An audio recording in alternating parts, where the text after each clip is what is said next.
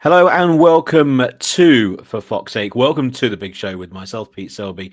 And we are live. So if you are watching live, do get in contact via Facebook, via YouTube, or via X. However you're watching, get in contact. We're talking all things Leicester. We're talking big changes at Leicester this week. We're towards the end of the international period. We're talking all things what happened against Norwich. And we'll have the preview with Rob Hayes talking all things Stoke City at the weekend. So lots to get through. First thing to do is to remind everyone about our fabulous competition. If you want to win a Leicester City shirt of your choice, it could be a retro shirt. So I've got a retro shirt on. It could be one of the new shirts. Whatever you want, you can win that. And to do so, all you have to do is make sure you follow us on YouTube. Make sure you're a subscriber for free on YouTube. And that's you. It could be yourself. But then what about the wife? What about the husband? What about the kids? If they've got accounts on YouTube, they can always follow us as well, and you get multiple entries. And as I said before, if you do win and you want a child shirt and you want the shorts and socks, etc., as well, that's absolutely fine. The draw is live on the 7th of December, and make sure you enter. And again, to enter, it's dead easy. Just follow us on YouTube. Big hello to everyone watching live. If you're watching or you're listening, remember you can listen audibly as well, wherever you get your podcasts. Apple, Spotify, etc., SoundCloud. You can listen to every single show we do here on For Fox's Sake. We have Sam and we have Joe, and we have lots to talk about as well. Where do we start? It's been a very busy international period with the changes being made at board level, with Top saying something to the supporters, looking down the barrel of the camera, wasn't he, straight at everyone, even though it was done by the in-house Leicester City PR team, marketing team, etc. There was a few people grumbling mainly at that, but overall, Sam, how do you feel at the moment regarding those changes to Leicester at board level? I've said in the bio of the episode itself, sweeping changes, and they are, because we've got Rudkin no longer director of football. He's gone upstairs, and then we need a new director of football. We knew that we need a new CEO anyway, or to replace Susan Whelan. So essentially, apart from the chairman, the actual two biggest positions at a football club are still open. So that is a big issue. And then they turn around and say we're going to have a new technical officer, which essentially is the director of football. Let's get it right in all but name. But Sam, what did you reckon when those announcements were made? Great. I mean, that's exactly what we've been calling for. I think it would be a little churlish to nitpick at this point. Obviously, there's still a lot of wait and see. Nothing really has materialized, but we've been shouting from the terraces, Rudkin out, and more transparency and more communication from the club. That's exactly what we got. Great. Yeah, it is, isn't it? I can understand why people were saying regarding the fact that it was Leicester City's own in-house channel who were asking the questions. There wasn't anything from outlets like this, the BBC, etc., or Sky or whoever, directly asking questions to the top. I don't think many people would have expected that, but I think if you want to basically make an announcement like this, because it wasn't just the announcement, Joe, about, oh, by the way, John Rudkin's going upstairs and we're going to have a new X, Y, and Z. It was looking at, again, down, that's what I got, straight down the camera, looking at us, Leicester City fans, saying, don't worry, I'm here, I'm in control. I also, mainly, I want to be here as well. And as much as some people are King Power out, the fact is he does own the club. He does own the club. King Power own the club. So if he wants to do it, and this will be the first time that Top's been able to bring in his people, because all the way through his tenureship as chairman, he's had those positions filled, and it has become stale, as we know. So this is Top's chance to put his stamp on the club. And of course, if it doesn't work out, then it might well be time to go.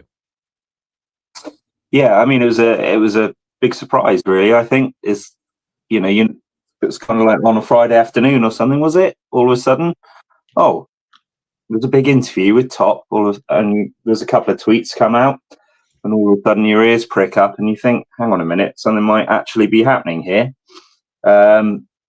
I'm a nerd. I watched the whole interview. I could tell he was serious because he looked down the camera and he had a was sat on a too high stool. And I think the first sweeping changes they need to make are sacking the people in the background with the squeaky shoes. But like Sam says, I'll cut to the point. We need to see action rather than words.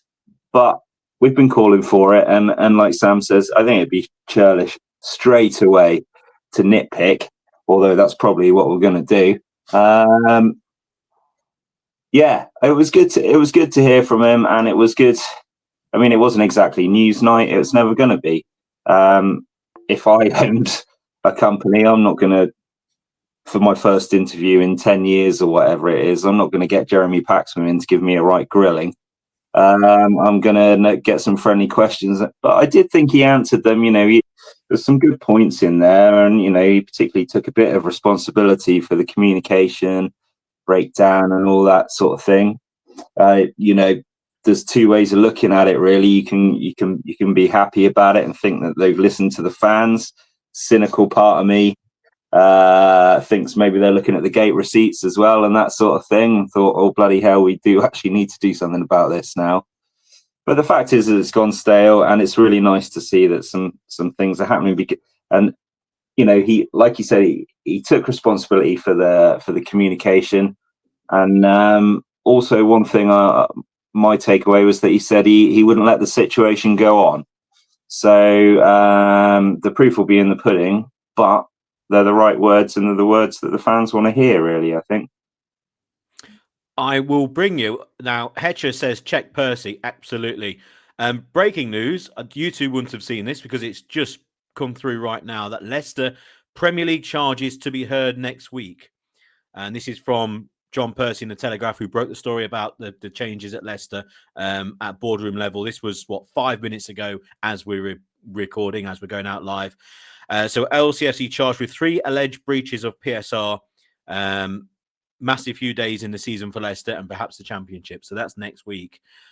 You can't imagine that's the board. Surely the board would have got some idea, or Top would have had some idea about this. Whether that's related to then the changes being made, I don't think it really does. But your instant reaction then, Sam and Joe, to that news, I will say, first of all, I think it's good news, purely because we know where we'll stand, and we know where we'll stand in the most important month, looking at the side that we've got at the moment at Leicester and the way that we've been playing this season, and that's January, because we know that we need new centre forwards, and we know that we will need recruitments and maybe even a change of a loan signing, etc. We don't know with that situation, but we know that we need these players in. And if the situation with the PSR continued beyond January and we didn't know the situation, it would have been very unlikely those would have been made unless there would have been player sales. So for me, if they're going to throw the boot at us, then do it now, and then at least we know where we stand. And also, I suppose from a league table position, we know where we'll be. We're currently 21st, 21 points, 12th place in the league. If you take off, let's just say you take off 9 points. You take off 9 points and you go down to 12 points, you will be in the relegation zone. So that gives you an indication of what Leicester will be like, possibly on the back of 9 points being taken off. That's just a number I've taken out of thin air. So that's breaking news at the moment. Thanks, Hetcher, for mentioning Percy on the chat there, on the comments. Do comment on what's just been breaking news now. Also, I think he might have been saying maybe check Percy for the original story as well.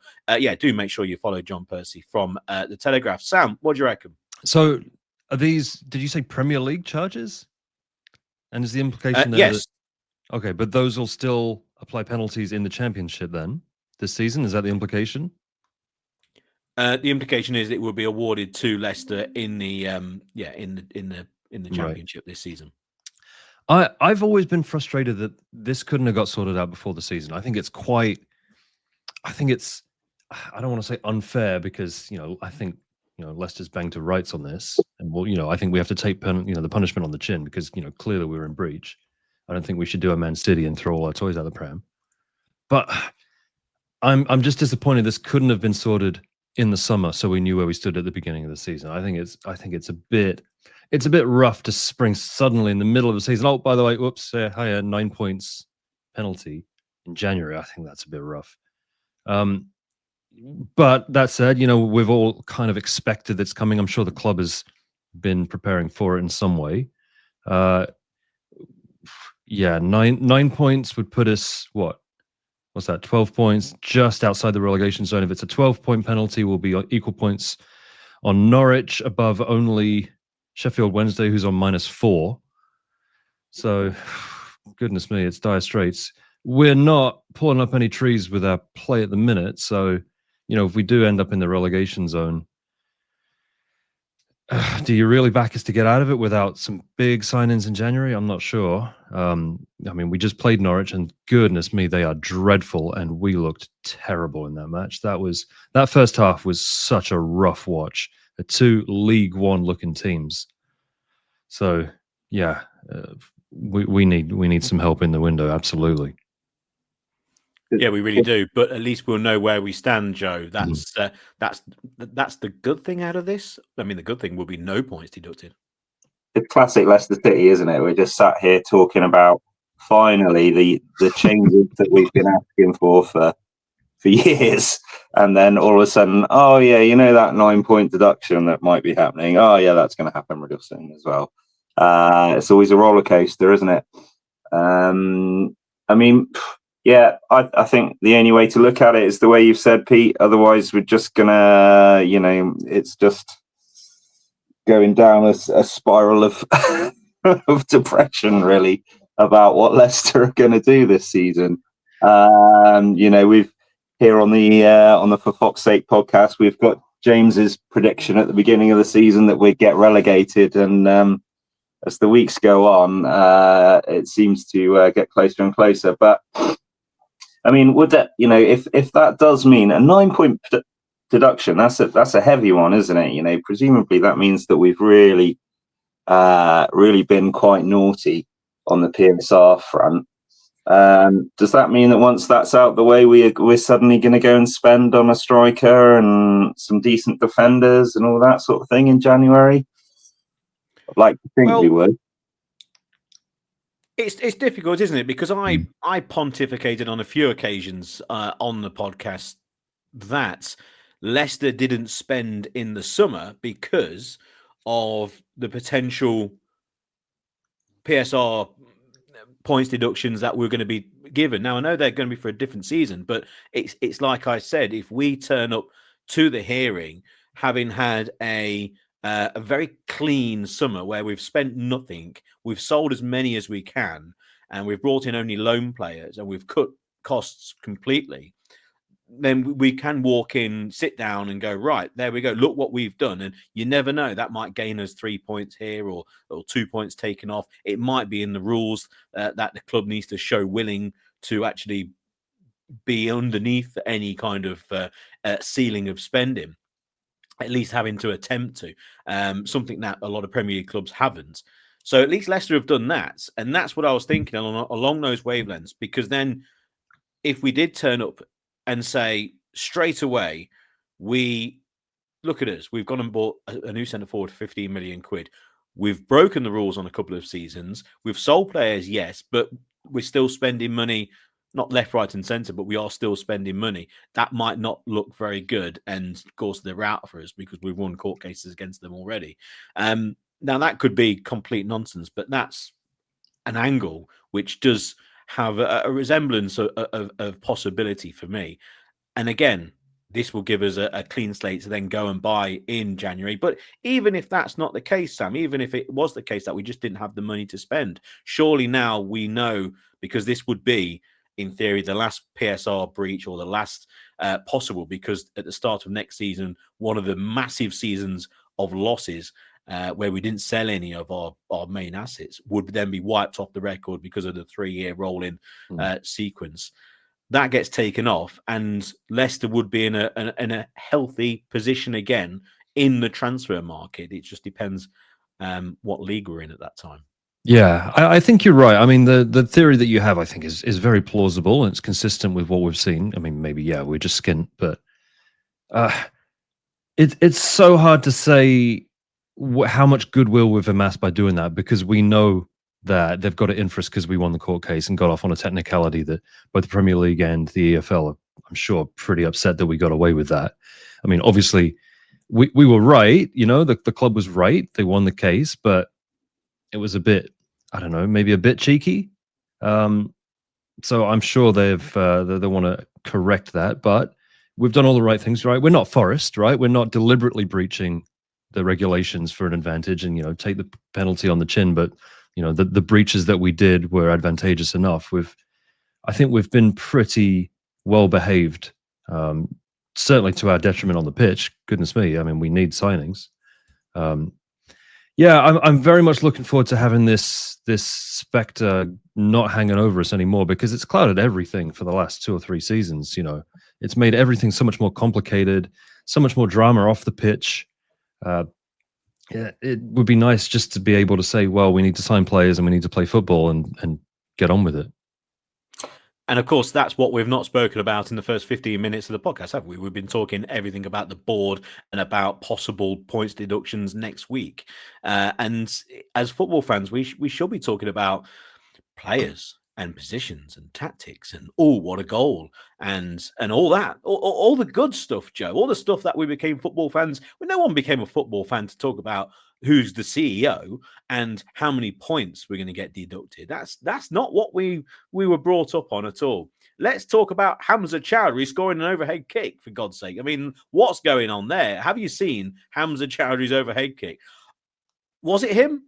I'm sure. I think it was, but I've never seen him do that. Who pressed all the shoulder buttons on the PlayStation controller at the same time and got that move out of him?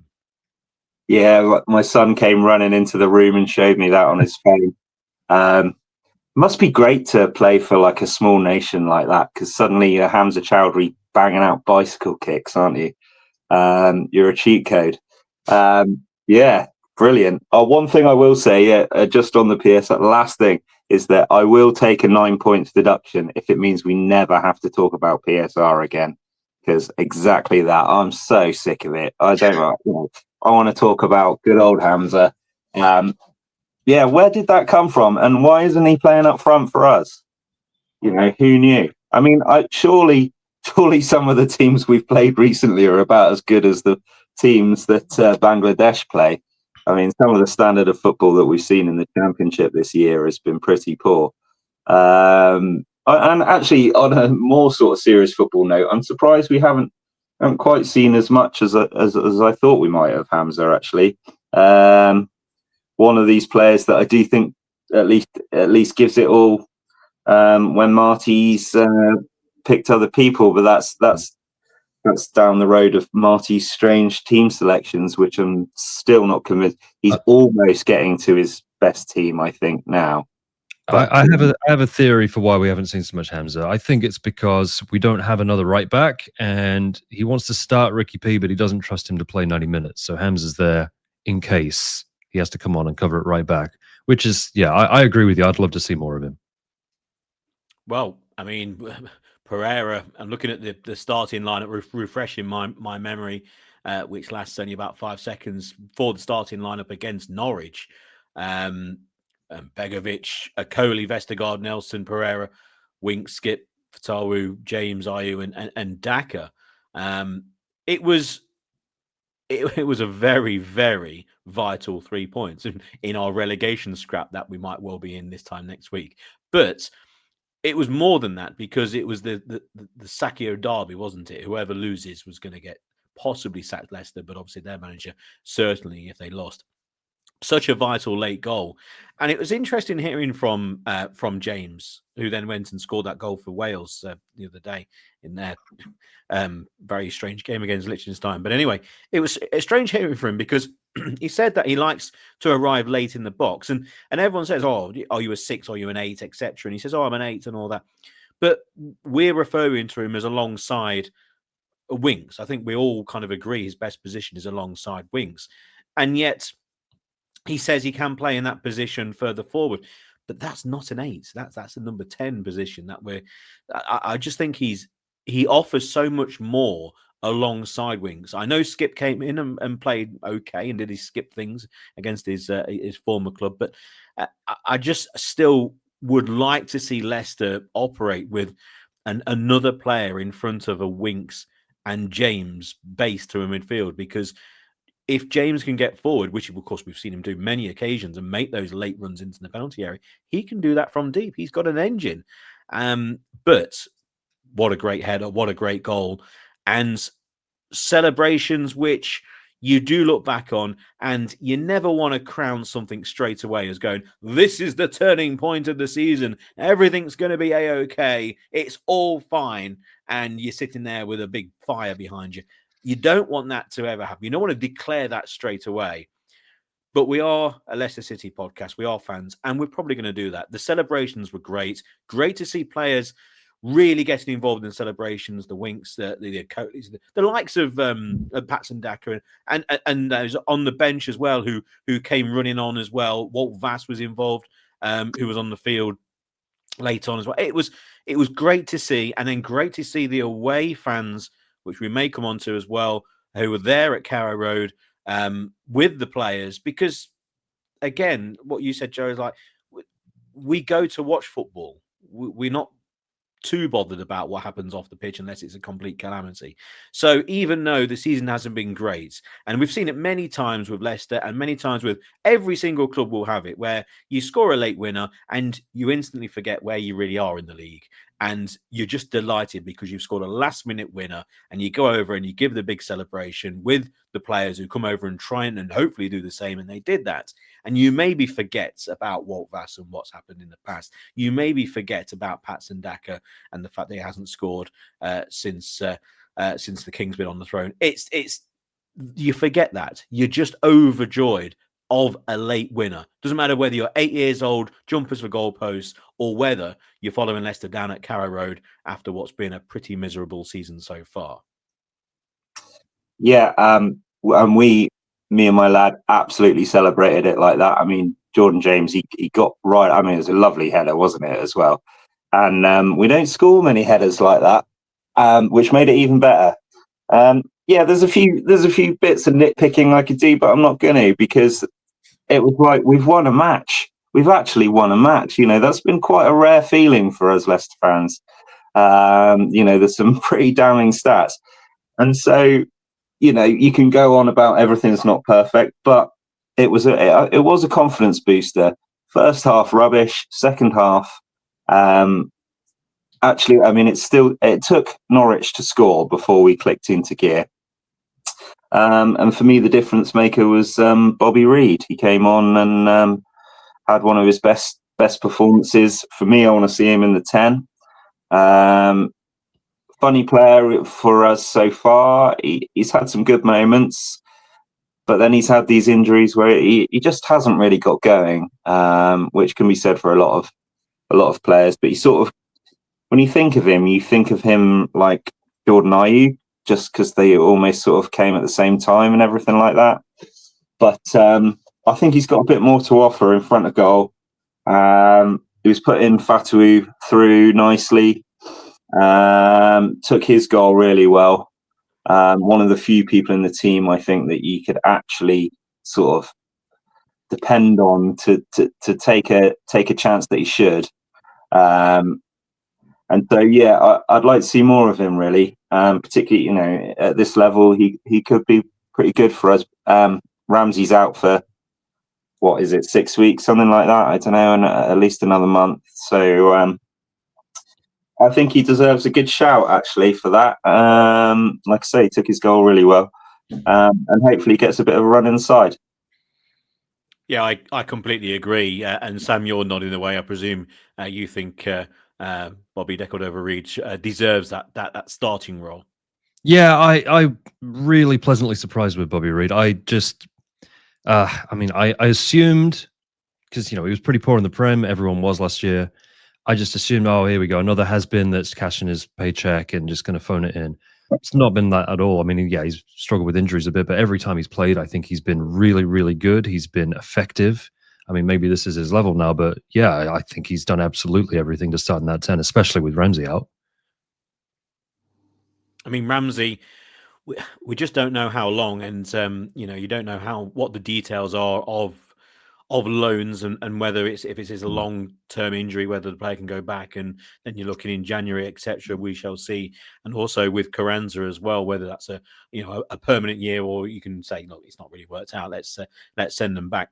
But we'll cross that hurdle when it comes to January, if indeed that we can. It wasn't great, was it? Just a word on what happened in the away end with the chants regarding Rudkin, etc. Now, obviously, that was done. All those interviews that we spoke about already on the show, and if you're watching live, good afternoon, welcome to For Fox's Sake. But also, you can watch back.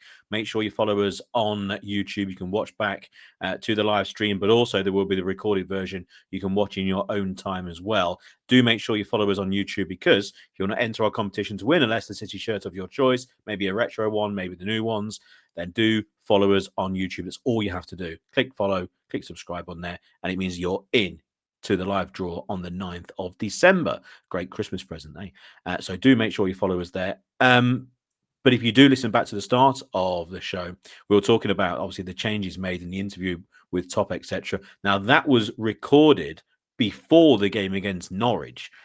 So all that happened in the away, and with the chance about Rudkin, etc., and Top, that's really... it's strange, because when they happened... you kind of look at it and go, there's an awful... First of all, this is completely my opinion. There's an awful lot of people who will sit there and they will read what was sung, and they will look at it and go, that's terrible. It shouldn't happen. Naughty, naughty. Don't like it. Right? I think that's a completely sane point. That's a very valid point, and I completely agree with that. But also, there'll be those people who go, that is a disgrace. And how has it got to the stage where this is happening? This is absolutely abhorrent. Now, those people may have never, and again, if this is the case, because maybe you're living elsewhere, or maybe it's just a financial thing, or maybe you just can't get, maybe you don't go to the football and you haven't been in an away end. But these things happen, In my opinion, it shouldn't have happened. It shouldn't have. It's not a great thing to sing at all, but it happened, and hopefully, because of the response, that those supporters involved won't sing that song again. Obviously, now people have been moved upstairs, etc. That's the word, and moved on from their position. So essentially, they've kind of got what they wanted, and what I think everyone wanted. So it's a little bit of an awkward situation, because I'm not saying that the people who sang those songs, you can understand why, but they've basically gone down to Norwich, had a good time, few beers, and maybe a small minority started singing that, and then the rest got carried away, and then actually on reflection go, do you know what, next time that happens, I'm probably not going to do that. But yeah, I'm not going to sit here and go, what an absolute disgrace, it should never happen again, we are a terrible football club, all those people should be thoroughly ashamed with themselves. I'm going to sit here and go, I think people are sensible enough to understand it wasn't a great thing that happened, and I don't want to hear it again personally, and I don't think it will. But I'm not just going to go over the top and say it was an absolutely huge thing. It was a one-off thing, hopefully. Now, if it does continue, I think we will have a problem. Yeah, I think that's the thing. You can give the benefit of the doubt. If it becomes regular, then that's pretty unpleasant. And yeah, that's, I think, not the club that we want to be. But I think you're right. I think just people getting carried away, and also just it's not to justify it, but the fans have been expressing their displeasure with things for a long time, with no changes and no communication. I think it's understandable. I'm not condoning, but it's understandable why those chants would escalate in severity. I absolutely agree. I'm not pearl clutching at all. I agree. Things happen. It happened. Let's just hopefully it never happens again. Mm-hmm. But again, these things do happen, and on a one-off situation, I'm comfortable with putting my hands up in the air and go, didn't like it. I wouldn't have sung it myself, but I'm not going to go over the top and say it's a complete disgrace.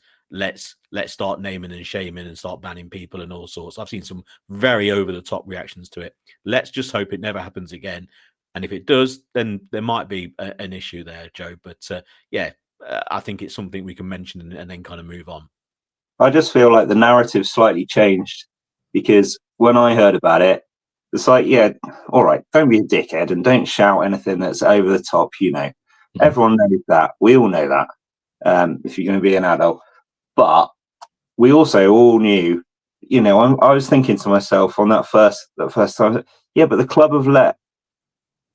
have to take some responsibility for the fact of letting it get to this point where people are so pissed off that they're having a shout whatever just to feel like they're going to get some attention, because God knows everyone have tried everything else over the years, banners and all the rest of it. You can't, in any walk of life, if you keep getting ignored and something's not right, you can't. There comes a point where you can't just keep going, excuse me, please would you sort that out, and again, don't be a dickhead, don't start shouting horrible stuff.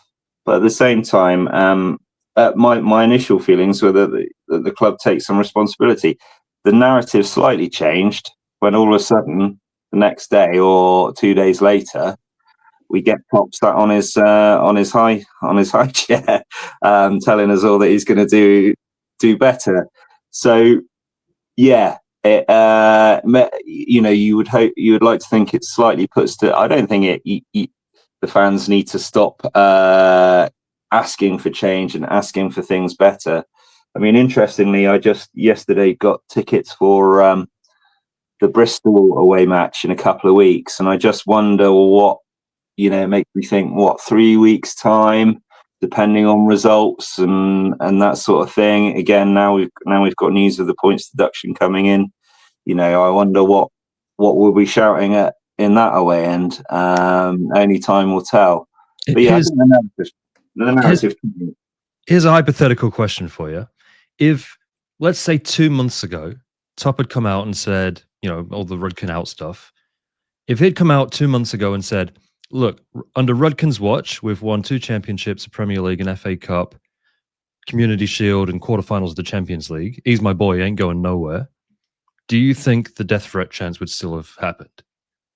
I think I get your the question, but it's just like if they'd said anything in the last 5 years, just anything at all, apart from the occasional program notes, which have basically boiled down to don't say horrible things, you're hurting my feelings sometimes, which was just silly. If they just said anything. And yeah, the perfect timing, of course, would have been the summer. They should have done all this in the summer. Absolutely, yes. It's so obvious. It does make you wonder, because when Top mentioned when he was doing his interview, etc., the one thing that came out of it for me, and the only thing I really wanted, and I said this already, that I just wanted Top to turn around and go, I want to be here. I want to do this. I've got no problem with Top turning around to Leicester supporters and saying, oh, by the way, when his dad dies, I didn't know how to run a football club. So basically everything was all in position. So we just kind of coasted along, and then it's just kind of got out of hand. And things have kind of fallen apart. So now we're going to refresh things. So-and-so's moving upstairs, X, Y, and Z. I'm bringing a whole new, this is now me taking control. I get that. I get that. It shouldn't have got to that stage. Obviously, with what might happen next week with PSR, etc., shouldn't happen. All that, it shouldn't have happened, especially with those people. And it's difficult because, yes, Susan Whelan and John Rudkin were there and were instrumental parts of all the success, but also they were there on the downfall as well. So what were they doing? Were they putting their feet up on the desk and looking at the trophies and forgetting actually the flashing lights on the laptop in front of them? Was that the case? But if that's the case, then they should be criticised as much as everyone else on the field as well as Top. But also, was it a case of them maybe saying to Top, hang on, this needs to happen, and nothing's coming from above, etc. Maybe other people in the football club who weren't in the right position and it should have been moved on. Maybe they might turn around in the future when they've left the club, especially with Susan Whelan, although she's still going to be with King Power, so it's not going to be the case. And John Rudkin's gone upstairs, so it might be an awful long time before anything does come out. They might turn around and go, do you know what? We wanted X, Y, and Z, and we ended up getting A, B, and C, and they would turn out to be terrible. And there could be a lot more to it. we just don't know, do we? But I just want Top to turn around, and he's done that, to say, I want to be here. The money's fine. Don't worry, everyone. We're going to bring in a new team. And sometimes it doesn't work out. Maybe the new director of football, technical officer, whatever nonsense that is, director of football, maybe that won't be, maybe they won't be the greatest person in the world and we buy a load of duff players. Maybe, and this is quite important as well, they don't get on with Marty Fuentes, because you've got a manager in. How many times have we seen a football club bring in a new chairman, a new chairman takes over at a football club and put their arm around the manager and say, yeah, this is my guy, this is my boy. And then 4 months later, he's gone. Now, I know this is not a new chairman, but this is a director of football who's going to be working very, very closely with Marty Fuentes. So if they don't get on, if they want someone else in, it could well be that that the manager's looking around going, hang on, this is not the football club that I joined. And we could be having a new manager a little bit sooner than possibly results warrant. Although we were a 92nd minute goal from drawing away at Norwich, and just shows you the fine line of football, Sam, doesn't it? That last minute goal, all of a sudden, I think it's rosy.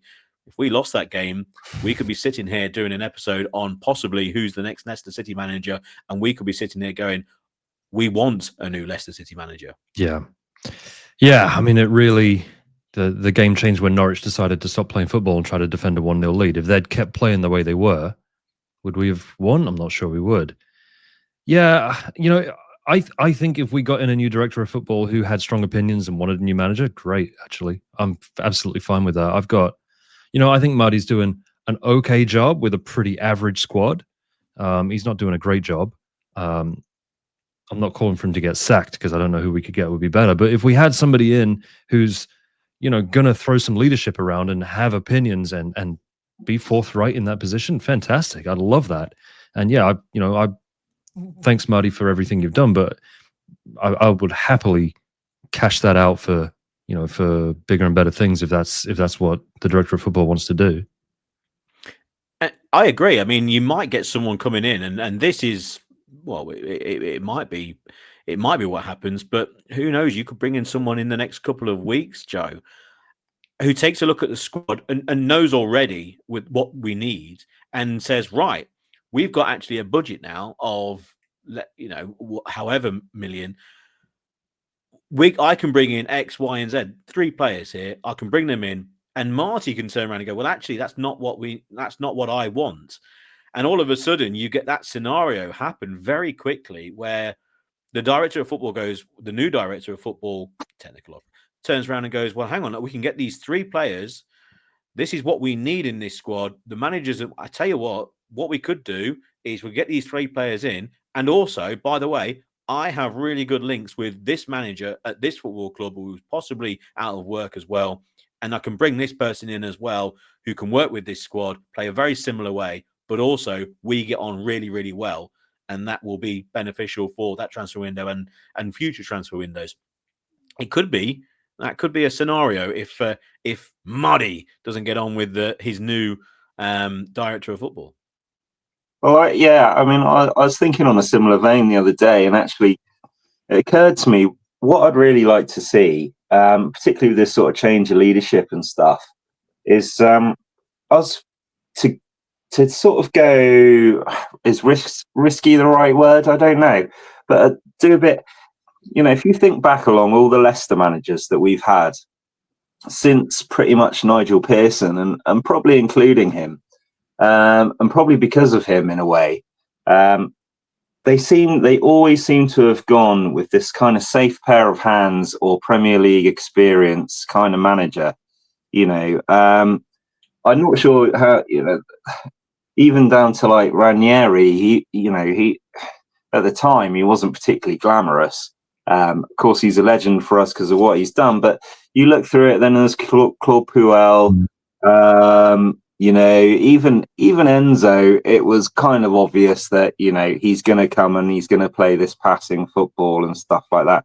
We're very rarely, getting these guys in like Bournemouth and Brighton are doing. Plucking someone out of a different division who's got brand new ideas and everything like that. This obsession that it's always really confusing. Like the leadership, the board or whatever seems to just be stuck on this way. Which, truth be told, this kind of Pep Guardiola stuff. He's changed. It's going out of fashion.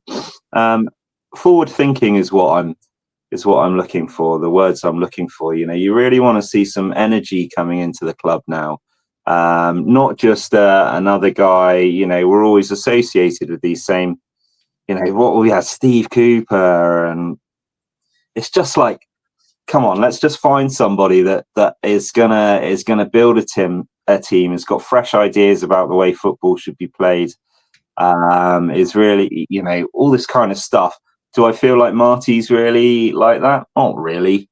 I feel like it's more of the same. I'd really like to see a fresh approach with everything, really, and the approach to managers that we've had for the last 10 years. Let's try something a little bit different, I think. I would as well, and I think the proof will be in the signings, really, because if you look at the signings that Leicester have made from where it all kind of went wrong, all of a sudden your Vestergaard, etc., came in, and you look at those players, and you look at the one or two signings that we made with Enzo, and you can't help but think that they were Enzo signings. And there was a thing the other day on about on Blue Tinted where they mentioned about hot takes, and someone mentioned about and my hot take is always Leicester would have stayed up with Enzo Maresca because we would have signed we wouldn't have signed anyone who we signed. We would have spent the money completely differently. He would have brought in loads of different players and maybe kept one or two who went, and we would have played the same. It would have been a completely different team, completely different atmosphere. Everything would have been different, and I think they probably would have stayed up. And so I agree with you, Joe. Like the new director of football needs to exploit areas of the world that we don't have links with or we haven't really exploited. We need to bring in the age of players completely different to what we've done in the last 3 or 4 or 5 years. But also, I mean, you look at obviously Jordan James, we know obviously he's on loan, but that sort of player, you look at Brighton and you look at Bournemouth and you look at the age of when they bring players in and they fill their squad with, and I know they've got Premier League money, but they may make signings for 8.9 million, 7.6, 13.2. And you might not see them for 18 months or for a year. And then all of a sudden they get starts in the team. And then you realize, actually, next thing you know, they're in your FPL team. And then all of a sudden they're off to Real Madrid for 80 million or whatever. And they will buy so many of these players. And with Leicester and their setup and with the facilities that we have now, that's the angle I'd love Leicester to go down and bring in multiple of these players from different places in the world. It could also be homegrown players as well, or British-based players like James, and come and say, right, you maybe have fallen off the wagon somewhere, like we did in the Championship with Nigel Pearson. You've been at big clubs before, and it's not quite worked out. Kasper Schmeichel, Danny Drinkwater, etc. Come here, come to Leicester, and this is where you can flourish. And look at all of our facilities, etc. And also be that very attractive club, which Leicester are, for players to come from around the world. Obviously, Brighton have fantastic links in South America. I mean, when, if any, have we signed a young player from South America? Brazil, for example, it's been Tete. I mean, oh my God, there's so many areas in the world where we can get players from that other clubs have managed to do that. And I look at our director of football and I look at the success they've had, brilliant success. But then you look at the players that they've brought, and I'm not saying it's been an obvious thing to buy, but James Maddison was quite an obvious buy. Yuri Tillemans was brought in by Club Hoel and then made permanent. You go through the signings. Yes, there's been some fantastic ones who we know. And of course, Steve Walsh, when he was director of football back in the mid-2010s, that's when you Vardis, etc. And of course, N'Golo Kante as well. So, and Riyad Mahrez.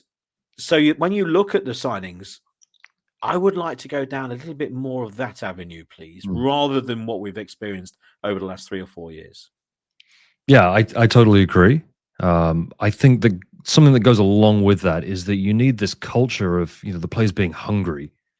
I think we've not got that at the minute. We've got a lot of complacent players in the squad. I mean, it doesn't look like they're super hungry.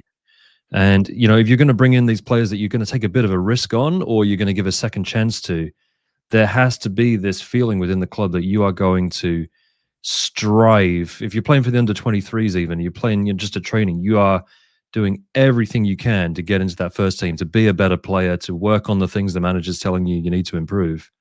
I'm not sure we have that at the minute. I think without that, bringing in those, those ones for the future signings, I think is just a waste. You're never going to realize that potential.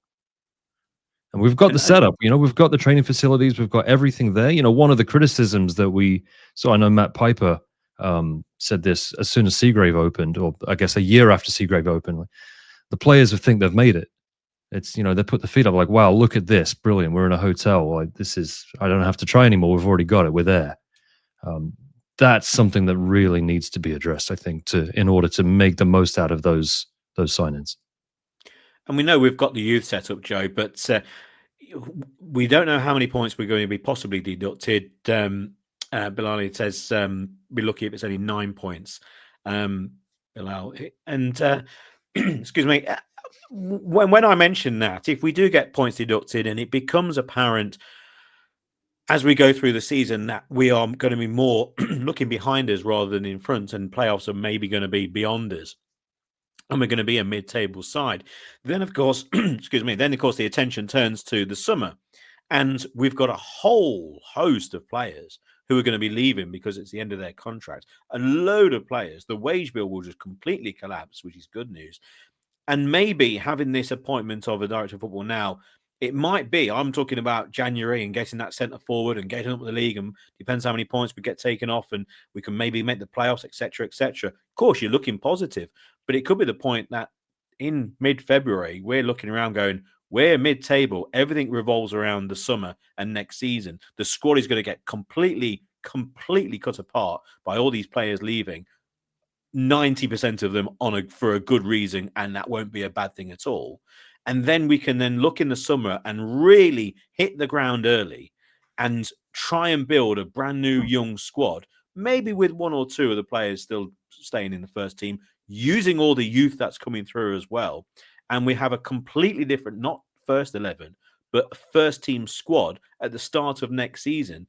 And maybe it's a case that we're talking on For Fox's Sake, either on a preview show or on this big show, that we're talking about mid-table obscurity and trying to build a squad for next season, maybe as early as mid-Feb. Yeah. If it does go down like that, I mean, I would like to see all the youth players coming in, but I'm not thinking that's a silver bullet. Do I think we'd finish any higher? No, I don't. I just think it's just play them in terms of their development. I don't actually think they're going to get more results than the current squad of the guys that are all going to leave and the overpaid guys and the guys that we're all sick of seeing. But I would start playing them. A quick mention for poor old Ben Nelson, actually, who came on, to no one's surprise, played really well. It was a real shame with him and his ankle. I hope that's not too bad. We haven't heard anything about that. But yeah, I mean, I just think, by the end of next week, then hopefully we know where we stand. I'll be playing a lot more youth anyway, but I think it just needs to be done this season. Like, a frustrating thing about Marty, he said he was going to do it. We haven't really seen it.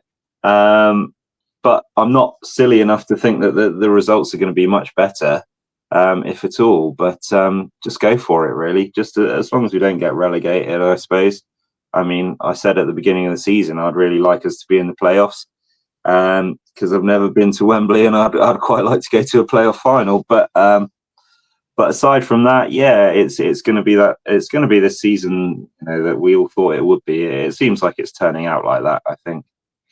Yeah, I see the January window as really just solidifying our place in the league. If we're hovering around the bottom, especially with points deductions, just get whatever we need to stay in this division. I'm not looking for promotion. I'm not even looking for playoffs. If we finish 12th, fantastic. But that's for me. That's January's not the time to do a reset. That's the summer, definitely. Very true, very true. And also the only thing with that, because I was going to mention that, Sam, actually, about if we do get, say, 9 points taken off, and again, 9 I plucked from thin air, but let's say 9, and we're just on the verge of the relegation zone, etc. And then come January transfer window, maybe we've pulled a bit clear of the transfer of the relegation zone. But it becomes apparent that the playoffs are going to be out of reach. Maybe that would accelerate some of those players leaving, and maybe it would accelerate the club looking at some of those players and going, actually, yeah, you are going to go. So you Walt Vasses, for example, someone like a Daka, they look round and go, maybe it's a good time just to scramble a few quid together if people want to pay a few quid for them, or even say, actually, go now, because we can then bring in, we've got a few targets, we've got a few quid now to spend, and these players would be part of a new Leicester City squad in the summer anyway. And we could maybe accelerate that. So we could see a little bit of that happening in January. Some players turning around going, actually, yeah, I will go now because nothing's going to happen. We're not going to get promoted, are we? We just don't know. It's a huge week next week then for Leicester. We will be looking at the game against Stoke here on For Fox's Sake with the preview with Rob Hayes. We also have our fantastic competition. I know you've all entered by now, but basically follow us on our YouTube channel. And again, make sure you follow, make sure your husband, make sure your wife, make sure your girlfriend, your boyfriend, whoever, make sure your kids, if they've got YouTube accounts, and if they're old enough, then they can enter as well. Basically, once you're following us on For Fox's Sake on YouTube, you've entered the competition. And then on the 9th, we're going to do a live draw. And whoever is drawn out of the hat will win a Leicester City shirt of your choice. A retro one, a new one, and maybe a full kit if it's a youngster. Great Christmas presents, but you need to do that. So make sure you do. And make sure you tell your friends as well. That's it for the big show. Some big news breaking with Leicester going to court next week with the PSR punishment coming through. We'll hear more as the time of recording. It will be released, I'm sure, in the next few hours. But final thoughts, because we will have the preview coming up. So just, unless you're not on the preview, or unless you're on the preview, Sam and Joe, just a quick couple of lines for Stoke at the weekend. Worried? Yeah, they're third and we're 12th. But we've got Bobby Decker over Reed, so we'll take over the world. Are we away? This is a home game, isn't it? It's a home game. Yeah, we got Bobby Reed. He's not injured again for Jamaica, is he? Yeah. Well, to be honest, I think we're going to draw our way to glory this season, aren't we?